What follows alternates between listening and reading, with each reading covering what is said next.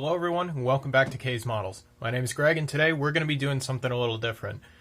Today we're actually going to be taking a look at two projects that I recently completed, and just going over what I did and how maybe you may want to do something similar to your models. So stick around, I'll be showing you around the model, around what I did to them, and then I'll be showing them going around my layout. So stick around.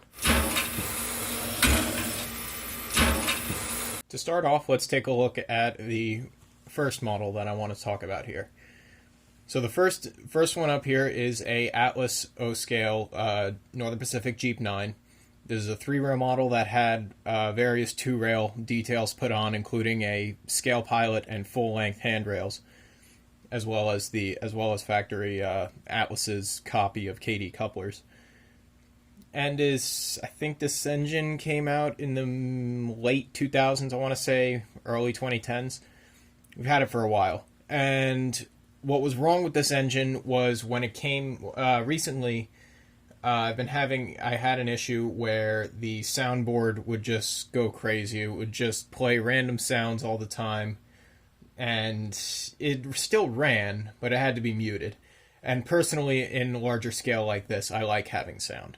So what I went ahead and did was I took it apart and I ordered a Railsounds 5 board from ERR. And I completely forgot that this engine had from the factory, like, I think Railsounds 3, something like that. So the interface is all changed, and ultimately I decided to just go ahead and do a full ERR cruise installation on this thing. So right now, inside of it is ERR Cruise Commander, a R4LC board, and a Railsounds 5 board, as well as a new speaker. While I was in there, the Fat Boy speaker that you can get from ERR actually was a perfect fit for where the old speaker went in the fuel tank. Also, if you have this model and just want to know a little more about it, number 308 was part of an order for 10 GP9s by the Northern Pacific, numbers 305 to 316, and was delivered with and was given dynamic brakes and a 1,700-gallon fuel tank, if I remember correctly, which is also correctly modeled here, which is nice to see. One thing of note on this model that I noticed after I put everything back together was if you do a installation like this on this model yourself, one thing to be aware of is for the headlights, class lights, and rear lights, one thing you have to be aware of is that the control boards for that have all the resistors put in them already. So I guess the output voltage on the old board was much higher than what it is on the new Cruise Commander board, because the headlight is incredibly dim now. This can be easily fixed. I could just bypass the board. Haven't gotten around to doing that yet, but I hope to do that soon. One other thing I also did for this was I just took out the smoke unit. It was a old Train America Systems unit, which I have right here. I plan on reusing this for something else, probably the third rail 3751 that I featured in a previous video. I plan on putting a super chuffer in that. I've been hearing a lot of good things about those, and I kind of want that thing to have synchronized smoke. I feel like it would just add the extra little thing that it needs. Here's an example of the old board that used to be inside this. Quite a electronic sandwich, if you ask me. This is actually going to be carrying over into why the Erie Built is here, and I'll go into that now. Alright, now for the second model that I want to show here is the New York Central Erie Built from Atlas. This set consists of a powered A and a dummy B.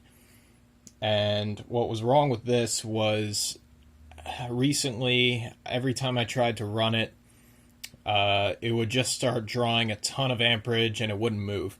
So I thought, oh, the board went or something else. There's a short in the engine somewhere. But it only happened when it was moving. When the engine was sitting not doing anything, it was taking the same amount of power as just a legacy engine sitting there. So something was very wrong with the electronics in it or with the drivetrain. And later, as I would go on to find out, after I took this apart, what actually happened was the front motor had gone bad. I don't know how that happened. I guess just with age. These are pretty old engines now. I think these came out in the mid 2000s, something like that.